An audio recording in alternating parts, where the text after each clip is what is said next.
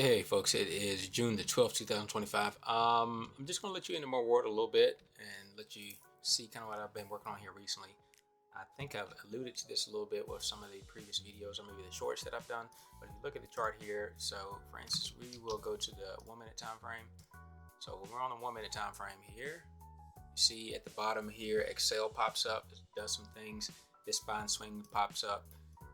So what I've done is if you go back to the beginning of the chart, or at least earlier as of 9:30, between 9:30 and 11:30, something like that, these dots and stuff that pop up here, this is part of what I've been working on is in terms of trying to find good entries for long positions. So what I do now is I go back and so I can leave it on Eric's hours, which like I said should plot between like 9:30 and 11:30 or so.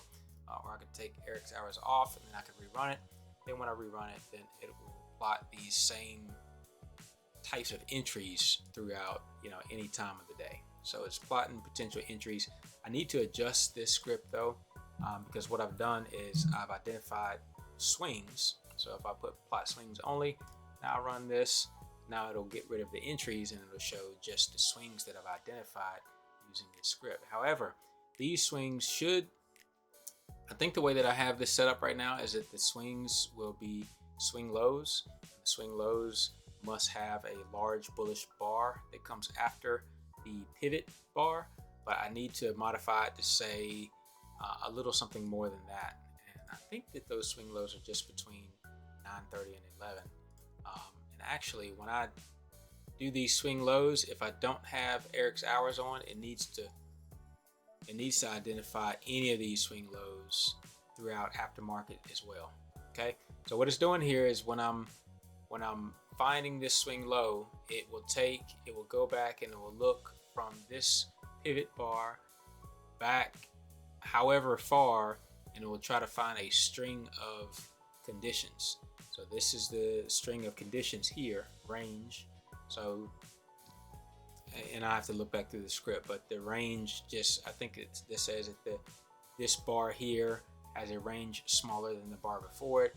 It's under the 9-period moving average. It has volume greater than the volume before it. It's a bearish candle. So it's just looking for that string or that sequence of strings. And if it finds that sequence of strings, then it will plot us a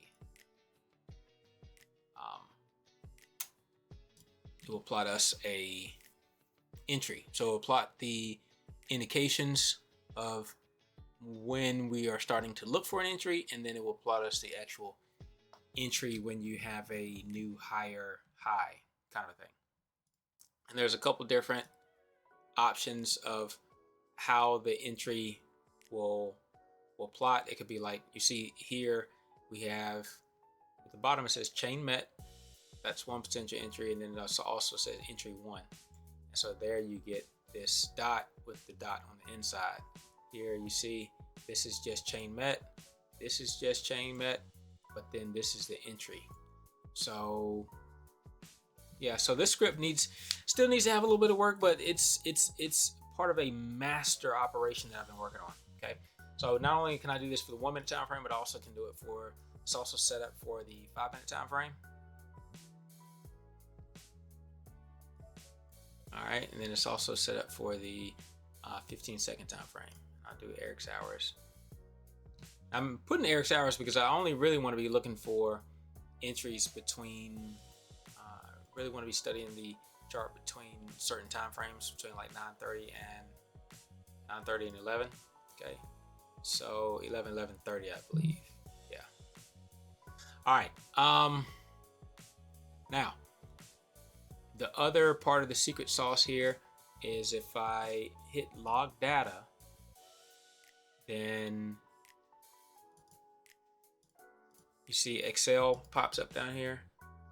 Let me see if I can pull over Excel.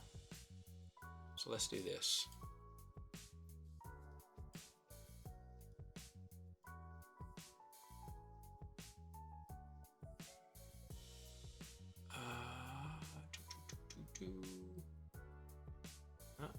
Where are we? This one? Yeah. Okay. All right. So when I hit. So I need to clean up some of this, but so 5-minute swing is the page where all the 5-minute data comes to. Okay, so what it's doing is it will go through and, like I said, it will find those swing lows, and then from the swing low back, it will look to see what that sequence is. It will see what the environment is, if it's under or over the 200 period moving average, if it was a gap up day or gap down day, and if the price currently, if the open is above or below the linear regression line. Okay, and then it will also find out what that same environment is for the bar before it. Okay, same thing for the swing sequence. We'll find out what that string of sequences is for the pivot bar as well as the bar before it. Okay, so you see here we get range under SA9, volume, bull. Okay, and so then what it's doing is it's taking, see this says unique. This is looking for the unique series, the unique sequences among this column of sequences. It's found that these are the unique sequences, and then so now we need to find out how many of each of these sequences occur during this column sequence. So what that is here. Okay, so for this sequence, this is just a copy reference. This is just a reference of this column. I found that it didn't really like because this seems to be some like a calculated array. I'm not great with Excel, but like this is a calculated array because it's an array from this column using the unique function. It doesn't like for me to find the count or use the count function on that dynamic array. So now we have this array that's copied and pasted from this array. All right, so now we find that this sequence here, this specific sequence occurred 4 times. This specific sequence occurred 7 times. So since this specific sequence occurred 7 times, this is the number one. This is the number one sequence that you want to look for, and you're looking for a pivot low. Okay, so this sequence happens to be under SA9, volume, bull, range, bull. Okay. So when you go here, let's see, this is for we're on the 5-minute chart. Oh, but this is the pivot. This is the entry bar. So let's see what the entry bar is. Yeah, so the entry bar where you actually want to enter on this other one over here, this is the pivot bar, this is the entry bar. So we're actually looking for the entry bar. See this one that occurs here 6 times, it's the range under SA9, the volume, bear, bull. Range under SA9, volume, bear, bull. Okay, so now when I go through here, we might be able to see it in action here. All right, hang tight, just 1 second. All right, nobody. Okay, so what we do here is we're going to put log data. So this time, before when we were just running it, we were just running it with the information that it currently had on it. It wasn't putting any new data onto the spreadsheet. So the latest information that we had on the spreadsheet was as of 6/11, 6/11, and also I think I need to make it so that the spreadsheet deletes so many lines after we get done with this. With finding all of our swing lows, I needed to delete so many extra lines of data, because you can see here that last time this was run, we had swing lows up to 6/11, and then these were extra, but it kept plotting. It didn't delete this information. So okay, that's good. That's something for me to work on. All right, so for right now, what I will do is I will just go ahead and hit log data is enabled. Okay, log data, auto apply sequence. So it'll just auto apply this new information. It will go ahead and apply it to the chart, and then it will recalculate the chart. Okay, so then I'll just hit run.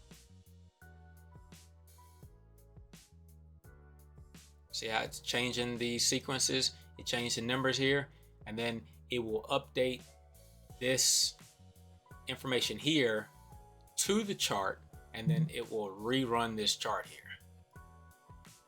And just so happens, this sequence actually doesn't change very much, which is interesting though. But you see here, it started back from the beginning to 523 and came all the way down to 612. But these here were still there from before. So if I delete that, that does change these numbers. So I can hit save there. And then instead of logging the data, I'll just rerun it. It'll pull the information back from the Microsoft Excel, and then it will rerun this chart here with that new sequence. Okay, so from this chart here, like I said, we have that information there, but then I have a master chart that goes and it looks on each chart. It looks on the 5-minute swing. Hang on. Okay, it looks on the 5-minute swing chart, looks on the 1-minute swing chart, and the 15-second swing chart. And then it takes all those because all these charts are the same. If they've got the same information, not the same information, but it has the same calculated formulas in the same cell on the chart. And that way I2 has the same function on, for the 5-minute chart as I2 on the 1-minute chart.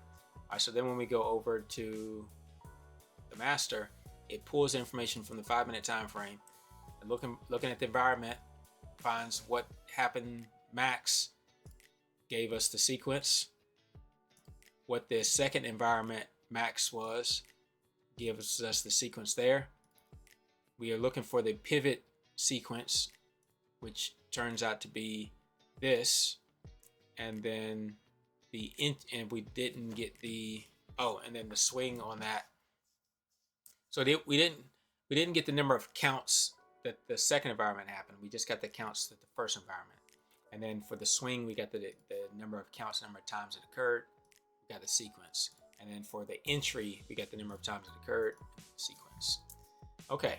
All right. So now the last thing that I did was I started at, like, this can be a heading here.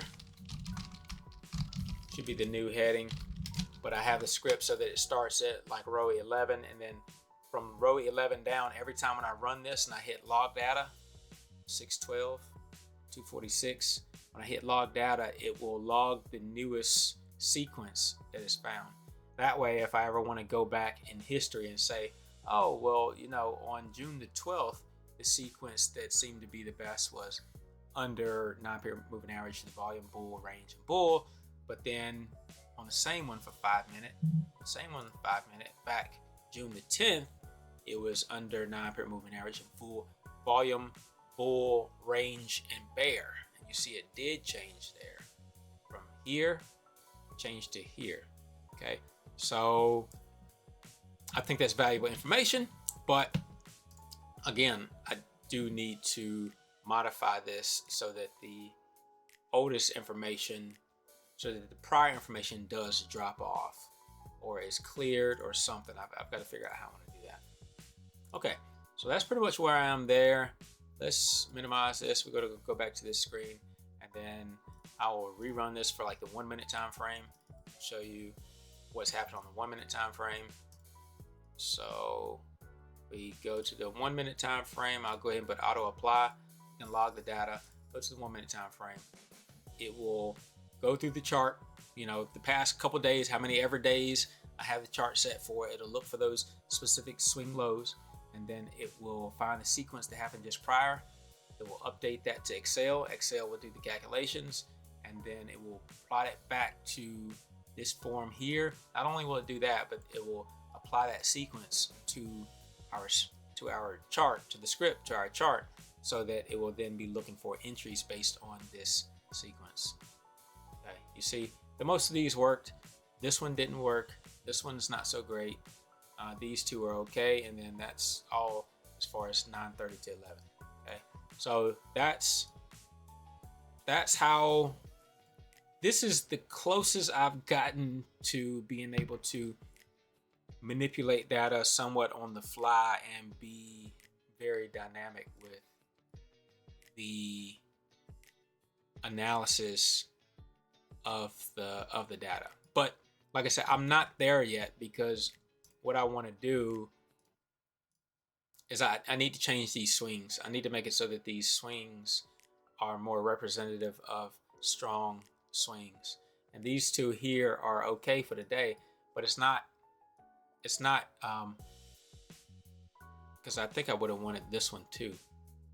You know what? Maybe not. So what I need to change the script to say, and these two for today are fine actually.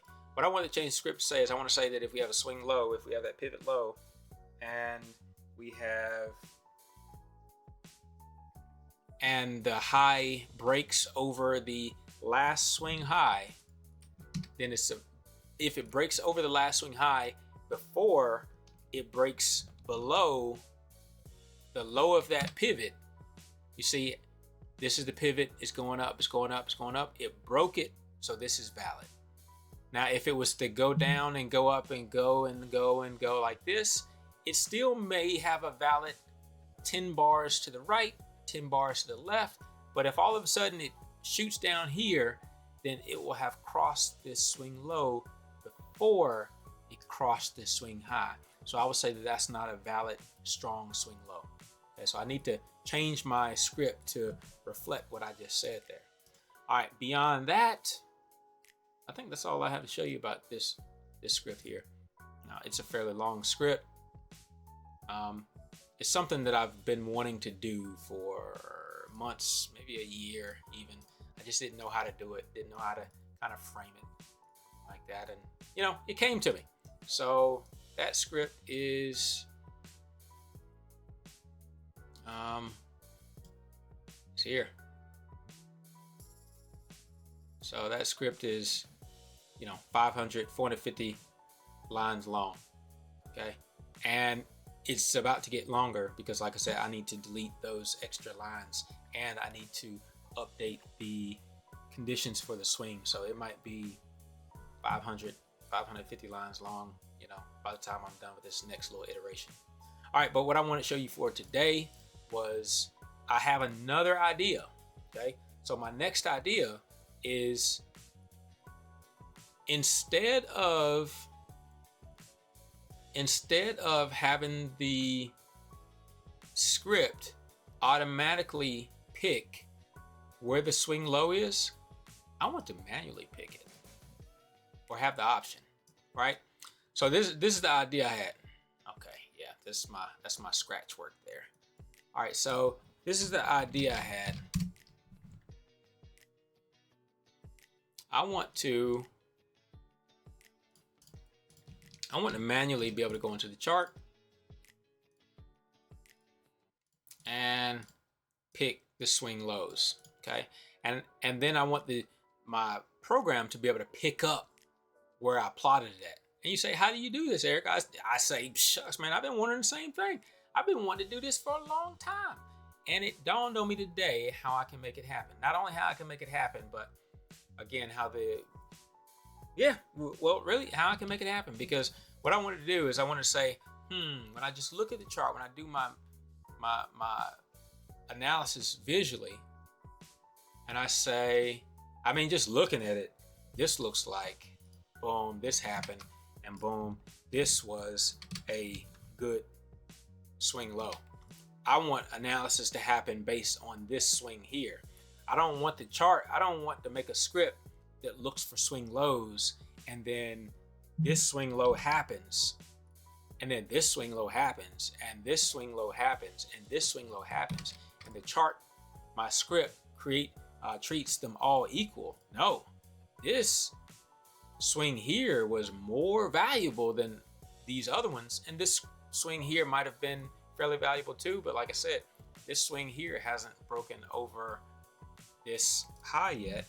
Not only has it broken over the high yet, but it's struggling to get over it too. So it might break it later, but I'm saying right now, because hindsight is 20/20, I'm saying right now this swing here is very valuable. Now, is it valuable because it's close to the 9:30 to the opening time, to the opening bell? I don't know, but I know that this one is very valuable. Okay, so it's like, all right, well, Eric, how do you get your program to see the drawing that you've made here and the time that you've made it here? Well, that's what we're going to do. Okay, so let's get to it. I'm going to use, I don't want to say a specific code, but I'm going to code this a certain way. So I'm going to have my vertical line here. I'm going to double click on the vertical line. You have different options for color, style, weight. All right, so what I'm going to do is I'm going to have the lowest weight. I'm going to have the color of the line is going to be, I think I made it here before. I'll make it a little bit darker. I'm going to make it lime. Okay, color is going to be lime. This is the style. This is the weight. Hit OK. Okay, it looks like that. So it's not too intrusive on the eyes when you're looking at the chart or anything like that. Doesn't get in the way. It's not a really thick font or weight or anything like that. So we need to find out what this information is, and then if we can find what this price level is on this chart. Okay.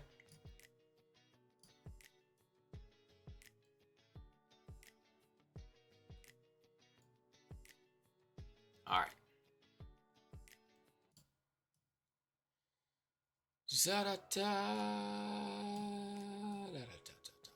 Okay. All right, so how we're going to do this is, you see I've already done a little bit of the background research. I've done a little bit of the work already.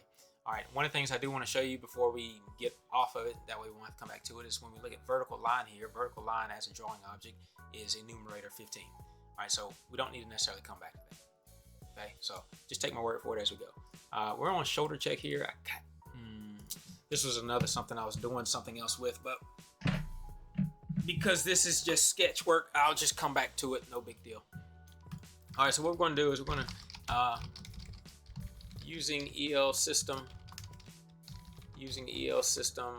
dot drawing and using EL system dot drawing objects. This is the stuff that we use when we are working with drawing objects. Okay, so what we're going to do is we're going to say once on the chart, and apparently the way that this works, if you already have this on the chart, when you open the chart, this shows up first. I just kind of figured that out as I was playing with it. This shows up first, okay? And actually, you know what? I think I'm going to do one more thing to it. I'm going to say that it's locked, because it should be locked. We shouldn't be moving these swings around. Not once we get them on here. So again, once you open this chart, this here is already here, okay? So watch this. If it's the last bar on the chart, if last X, then once print drawing objects dot items, and I don't remember what all is. Let's go back here. All says 22. Vertical line was 15. So all is 22.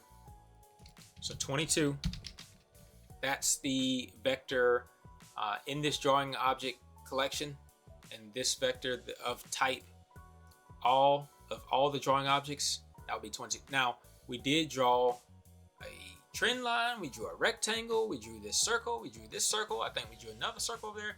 So we probably have 1, 2, 3, 4, 5, 6, 7, probably have 7 things on here. All right, so drawing objects, all dot count.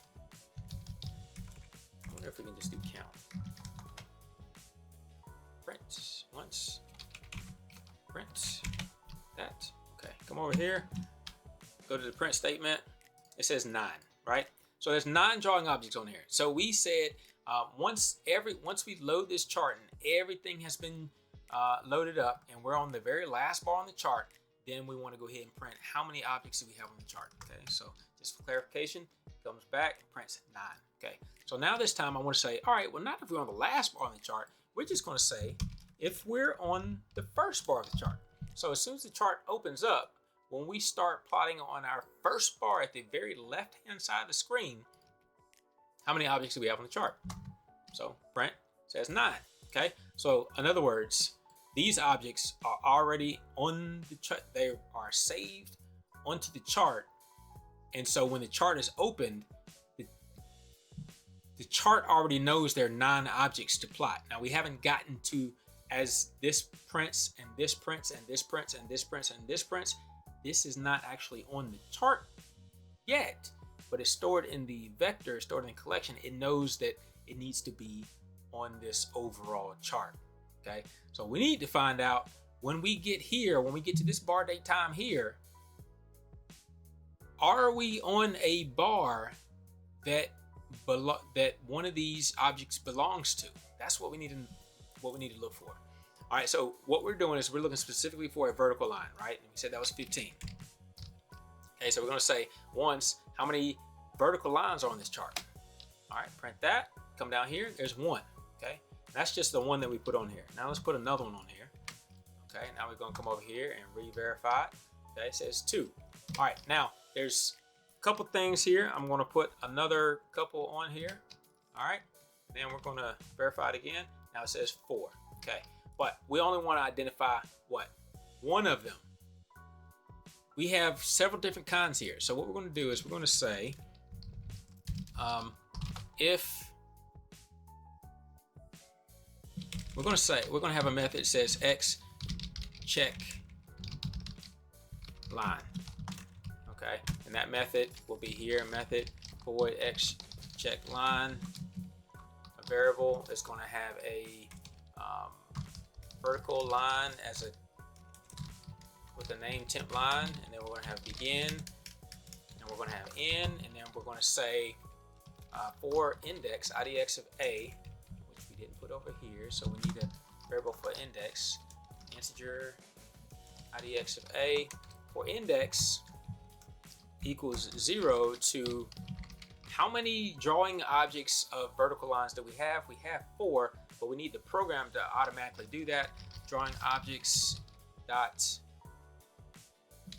items, gotta spell it right, drawing objects dot items, and that 15, which is vertical lines, 15 vector, count -1, begin, end. Okay, so for each one of these vertical lines, we're gonna go through a loop, and the loop is gonna say what? The loop is gonna say, first, let's store that drawing object into this temporary variable as type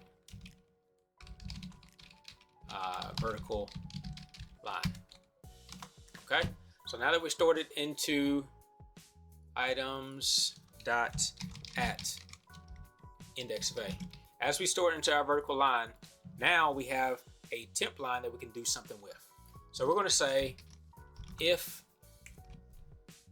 and I don't know what this color is, I imagine this color is just a blue, if temp line dot color equals color dot blue, then we're going to add to the count. We're going to say x count plus equal 1, and then when we get out of this loop, we're going to say print x count, and x count is just going to be equal to number of blue lines, right? So we need the x count up here. X count, it's going to be an integer because we're just counting. All right, and then I probably got something wrong here. Let's hit verify. Temp line verify.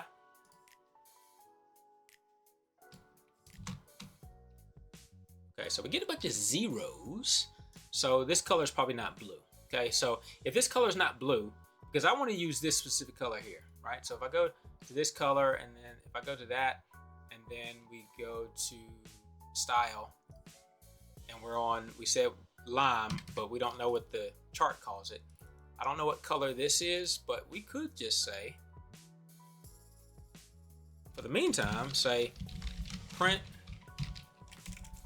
well, we haven't assigned temp line yet. So we could say print, and this is a little bit of the investigative work that you got to do, temp line dot color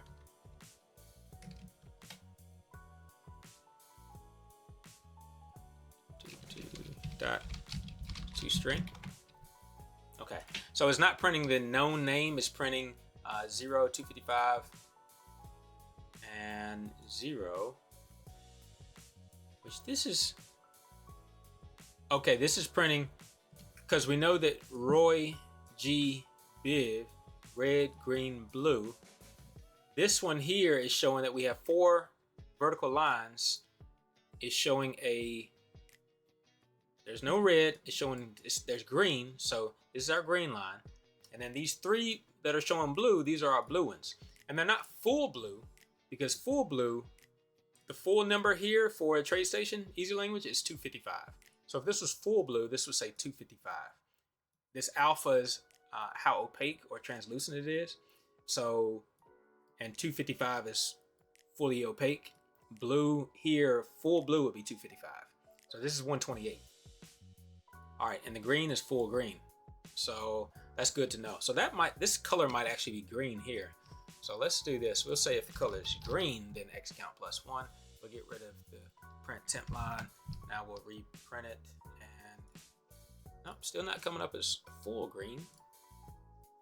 If temp line.color equals color.green, then X count plus equal to 1. Print X count. Okay. But you see where we're going there. Okay, so what we want to do now is we want to print what is this green color. Okay. But we saw that it was 255 0 0 255. So we'll try this. Temp.color equals color dot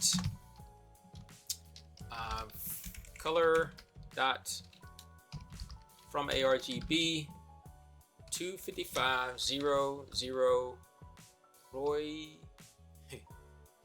G Biv 255, and then that was 0. I think that's right. So if that's the color combination, then we're gonna do X count plus equal to 1. Now X count should start off as 0. That should be 0. So we should end up getting a 1 print right here. I'll probably print 1 a bunch of times for each bar number that we have. Okay, let's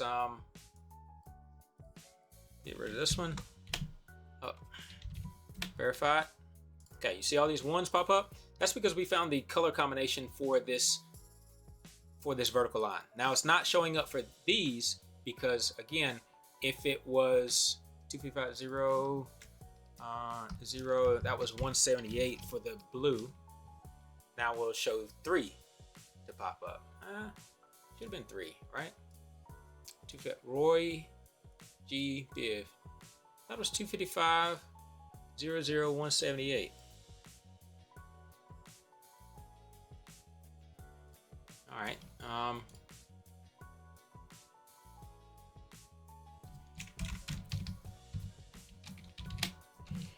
Okay, 255 0 0 128.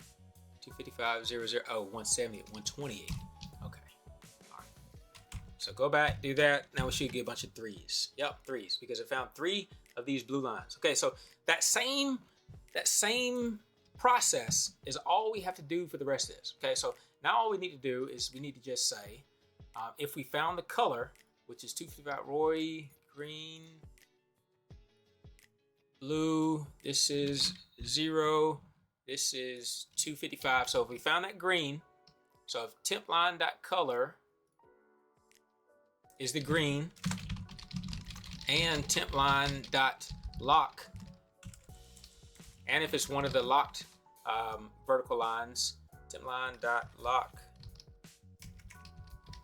equals true, and if temp line dot the style, if I remember from before, I believe that was style 0, the way that this is dotted like this or dashed like this, 0, and if temp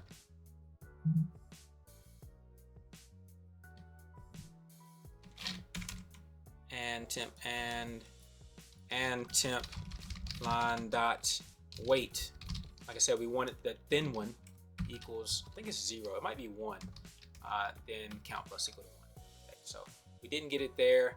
The weight might be a 1. All right, we didn't get it there, and this style might be something different. So let's find out what this style is.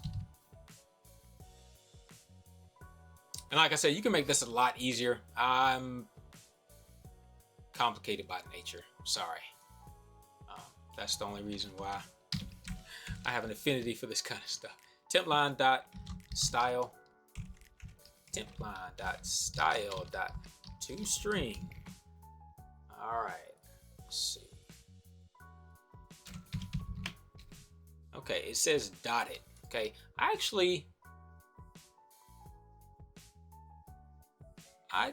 don't want it to say dotted. I want it to say what the number is.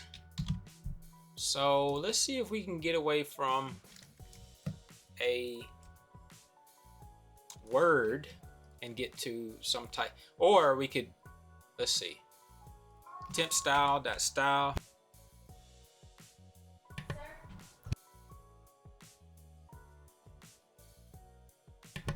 Temp line dot style equals style.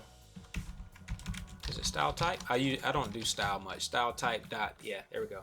Dotted. Okay, so then I can write it out.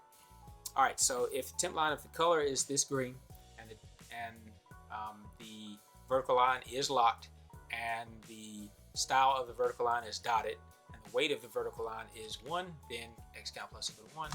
Let's go down here, we're getting 1, so I'm thinking that this weight is 0. Okay, so the weight is 0. Okay, so that's the first one. All right, so we found our green dot. We found our green line. And so even if we move this around, we can unlock it. Now, if we unlock it and we rerun this, we're going to get 0 because this green line is no longer locked. So it doesn't apply. These conditions are not true. Okay, so once we unlock it, we can move it. And then if we rerun it, it still doesn't show up. But if we go and we lock it, now rerun it, it shows up 1. Got it? Okay, so what we're going to do is we're going to unlock this. We're going to put it back where we want it to be. So right there at that pivot low there, we're going to relock it. So we got that. Rerun it. We got 1. So we can get rid of this print statement. We know that we've identified the bar that we want to identify. Now we just need to identify the date and time of it. Okay, so we're going to say if all this is true, then instead of x count plus 1, we're going to say, then we don't have to do it this way, but I'm just doing it this way anyway. Then if bar date time of whatever time we're on, bar date time is equal to, how do we get the bar date time of this line? Okay, now I thought that you could do it. Just by going to temp line dot, like, grab points and then the points of 0 dot, the only thing that you get here is price. Okay, so we can't do it with points. Let me make sure you can't do it with anything else. Yeah, we got points. Do we have, I wonder what does position give us? Show labels, got the weight, ID, label, lock, color. What is position? Dots. Yeah, so position also gets the points essentially, but it doesn't give us the bar date time. Okay, so we need to have another variable, which will be a DT point, date time point. We call it DTP, and then we'll say that for each of these lines, if all this is true, then that means that we did find an applicable line. And so from there, at that point, that's when we want to then look for the date time point. So DTP is equal to the temp line dot points of 0. There's only 1 point because it's a vertical line. Dot just dot points. And we'll do is as type DT point. And now we have DT point assigned to this. Okay, so now we can use our DT point and pull information from our DT point, which if bar date time is equal to the time of the DT point, DTP dot, now we get the date time on the bar. Then we're going to plot our low. Boom. Look at that. That's beautiful. That's beautiful. That's fantastic. Okay. All right. So what we're going to do is we're going to unlock this. Now, again, this won't do anything with this dot once we move this line until the program is rerun. So we can move this, and we won't affect this dot just yet until we rerun the program. Now you say, how come it didn't show up? Well, that's because we didn't relock it. Okay, so if we relock it and then rerun the program, now the dot shows up here. It doesn't show up on these other ones. Okay, so like I said, this is beautiful because what we can then do is, if we're looking for this to be our swing low, we can say, all right, well, if this happens, we can have a variable that says like flag entry false. And then if all this is true, then not only do we plot the low, but we also f entry equals true. We'll just end that. Well, just so visually you can still see it. I know you guys wonder about me sometimes. Put that there. F entry is equal to true. If f entry and we get a new higher high, then plot 52 at the high of a bar ago. Okay, and then also, because we're only plotting the very next time that we have a higher high, then we're going to turn F entry off. Boom. Okay, so is that 52? 52, 52? This is 52, so let's go 53. Okay, so boom. Well, let's move this ahead. Let's move this up here. So we'll get on the next bar. Okay, so this here, once we plot our F entry, so if we plot another, now we're just going to take this, we're going to copy this. There was a button where I could copy that. I was here.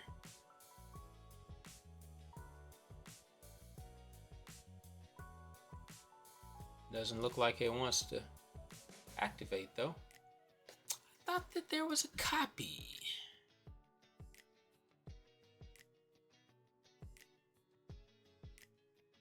Edit vertical line. All right, I'm gonna have to play around with the objects a little bit more. Like I said, I thought that there was a copy. Oh, here it is, new parallel. So you can't do a parallel for a vertical line? Well, that's crazy. Okay, so if you hit new parallel with this, it just gives you another one. Okay, but I didn't realize it didn't work for the vertical line. At any rate, we're just gonna make another vertical line. So we'll put it here, and then now we gotta go back and we have to change all this. It has to be locked. It has to be style of that that dotted one. I think it's that one. Color has to be this lime green. I think it was that lime green. The weight has to be that. So I got to figure out how to make that easier to do so I can do it quicker and get everything that I want. And I can come up with a program that I can use to make that happen. So don't worry about little me. All right, so now I'm going to re-verify it. Okay, and so now since I got all those conditions, all those settings, the parameters right of that vertical line, it also found this one and this one. And so after we found our line, it gave us the break. When we got the break, the next high, higher than that high, then we got our red dot. Okay, and so that's pretty much how you're going to do it. All right. As always, if you have any questions, comments, concerns, be sure to like, comment, subscribe. That's how I get all of your feedback. But also come on over to Discord, and yeah, don't let your friends trade recklessly. I've got a good friend, and he's not letting me trade recklessly. He's keeping me. He's trying to keep me honest. So appreciate you, Mac. All right, guys. I'm Eric. I'm out. Peace.